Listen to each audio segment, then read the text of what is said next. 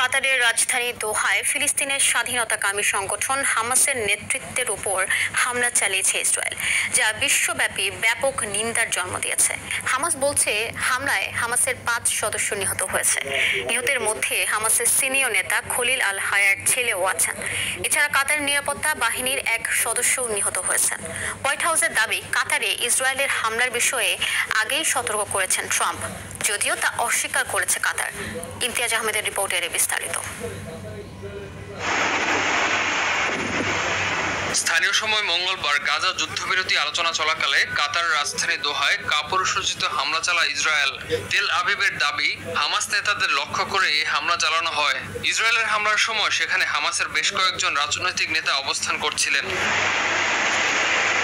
Hamas বলছে গাজা যুদ্ধবিরতি নিয়ে আলোচনাকারী একটি প্রতিনিধি দলকে লক্ষ্য করে হামলা চালানো হয়। হামলার নিন্দা জানিয়েছে কাতার ও জাতিসংঘ। কাতার বলছে তেল আবিবের হামলা আন্তর্জাতিক আইনের স্পষ্ট লঙ্ঘন। একে সন্ত্রাসী হামলা বলেও ব্যাখ্যা দিয়েছে দেশটি।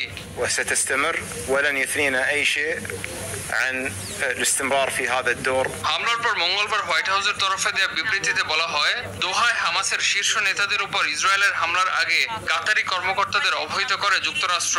তবে যুক্তরাষ্ট্রের এ দাবি অস্বীকার করেছে কাতার। কাতারে হামলায় নিজের প্রতিক্রিয়া জানিয়ে ডোনাল্ড ট্রাম্প বলেন, হামাসকে লক্ষ্য করে কাতারে ইসরায়েলের হামলায় তিনি আনন্দিত নন।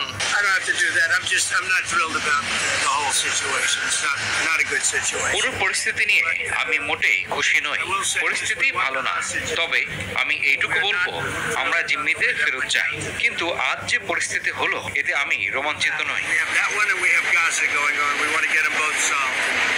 হোয়াইট হাউসের মুখপাত্র ক্যারোলিন লেভিট সাংবাদিকদের জানান, যুক্তরাষ্ট্রের সামরিক বাহিনী ট্রাম্প প্রশাসনকে জানায় ইসরায়েল হামাসের উপর হামলা চালাচ্ছে, যা দুর্ভাগ্যবশত কাতারের রাজধানী দোহায় অবস্থিত একটি অংশে করা হয়। President Trump also spoke to Prime Minister Netanyahu after the attack. এদিকে দোহায় ইসরায়েলের হামলার পর উদ্ভূত পরিস্থিতিতে কাতারে অবস্থানরত বাংলাদেশি নাগরিকদের বিশেষ সতর্কতা অবলম্বনের পরামর্শ দিয়েছে দেশটিতে অবস্থিত বাংলাদেশ দূতাবাস।